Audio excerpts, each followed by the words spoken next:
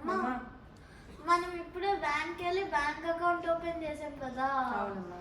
నా డాక్యుమెంట్స్ ఏం తీసుకున్నా, మీరేం తీసుకున్నారు? నీ అకౌంట్ ఓపెన్ చేయడానికి నువ్వు మైనరు కాబట్టి, మైనర్ అంటే 18 ఇయర్స్ కంటే తక్కువ ఏజ్ ఉన్న వాళ్ళు అయితే కనుక వాళ్ళకి పూర్తిగా తెలియదు కదా, అందుకని వాళ్ళతో పాటు పేరెంట్స్ డాక్యుమెంట్స్ కూడా తీసుకుంటారు. ఓకే, జనరల్గా ఆధార్ అన్నది బేస్ డాక్యుమెంట్, నీది నాది ఆధార్లు ఫోటోలు తీసుకుంటాం. ఓకేనా, అండ్ నీ బ్యాంక్ అకౌంట్ని నా ఫోన్కి లింక్ చేశాను. ఓకేనా, నీ అకౌంట్ నెంబర్ వచ్చేసింది కాబట్టి నీ అమౌంట్ని 4185 రూపీస్ ఉన్నాయి ఈ రోజు వరకు నువ్వు సేవ్ చేసుకున్నామని. ఆ అమౌంట్ని నీ అకౌంట్కి ట్రాన్స్ఫర్ చేస్తున్నాను.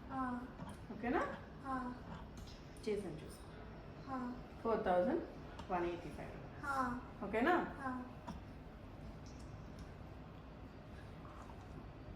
దీంట్లో నువ్వు మినిమం బ్యాలెన్స్ మెయింటైన్ చేయాలి. మినిమం బ్యాలెన్స్ అంటే ఎంత? మనం గవర్నమెంట్ బ్యాంక్ ఓపెన్ చేసాం కాబట్టి మినిమం బ్యాలెన్స్ తక్కువే ఉంటుంది, అంటే 1000 రూపీస్ ఎప్పుడు ఉంచాలి అకౌంట్లో. ఓకే, అదే ప్రైవేట్ బ్యాంక్స్ అనుకో minimum 10,000 rupees bank balance maintain చేయాల్సి ఉంటుంది. ప్రైవేట్ బ్యాంక్స్ అంటే examples ICICI bank, Axis bank ఇట్లాంటివి private. Andhra union bank, state bank, Canara bank ఇవి గవర్నమెంట్ బ్యాంక్స్. నేను ఇప్పుడు ఎస్బీఐలో పెట్టాను కదా. అవునమ్మా. మరి ఎప్పుడు డబ్బులు వేస్తూనే ఉండాలా బ్యాంక్ అకౌంట్కి? మనం బ్యాంక్ అకౌంట్లో డబ్బులు వేస్తూ ఎప్పుడూ అవసరం లేదు, అట్లీస్ట్ 6 monthsకి ఒక్కసారైనా అకౌంట్లో అమౌంట్ తీయడమో చేయాలి. తీయడం లేకపోతే వేయడం ఏదో ఒకటి చేయాలి. ఓకే, అలా చేయలేదనుకో వాళ్ళు ఒక 6 years 7 years చూస్తారు, ఈ అకౌంట్లో ఆపరేషన్స్ లేవు అని చెప్పి ఈ అకౌంట్ని ఇన్ఆపరేటివ్ అకౌంట్ అని చెప్పి తీసేస్తారు. అంటే ఆపరేషన్స్ లేని అకౌంట్. ఆపరేషన్స్ అంటే సర్జరీ ఆపరేషన్స్? ఆపరేషన్స్ కాదమ్మా, వేయడం తీయడాన్ని బ్యాంక్ ఆపరేషన్స్ అంటారు. అసలు వాడట్లేదు వీళ్ళు ఉన్నారో లేదో అని చెప్పేసి ఆ బ్యాంక్ అకౌంట్ని బ్లాక్ చేసి పెట్టేస్తారు. అంటే మనం వేయలేం తీయలేము, ఆ మనీ వేస్ట్ కాదు. మళ్ళీ బ్యాంక్ వెళ్ళి వాళ్ళు రిక్వెస్ట్ చేసుకోవాలి. ఓకే, రిక్వెస్ట్ చేస్తే ఇస్తారా డబ్బులు? కానీ బ్యాంక్ అకౌంట్ అప్పుడు ఫ్రీజ్ అయిపోయింది కదా అకౌంట్, అన్ఫ్రీజ్ చేస్తారు.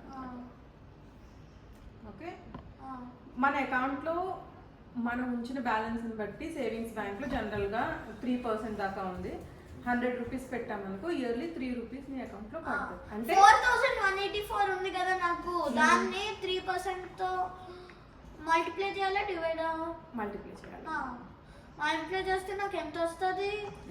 4185 ఉంది కదా, సో దానికి వాళ్ళు 3% ఇంట్రెస్ట్ ఇస్తే 125 రూపీస్ వస్తుంది. 125 రూపీస్ నాకు 125.555 వస్తుంది.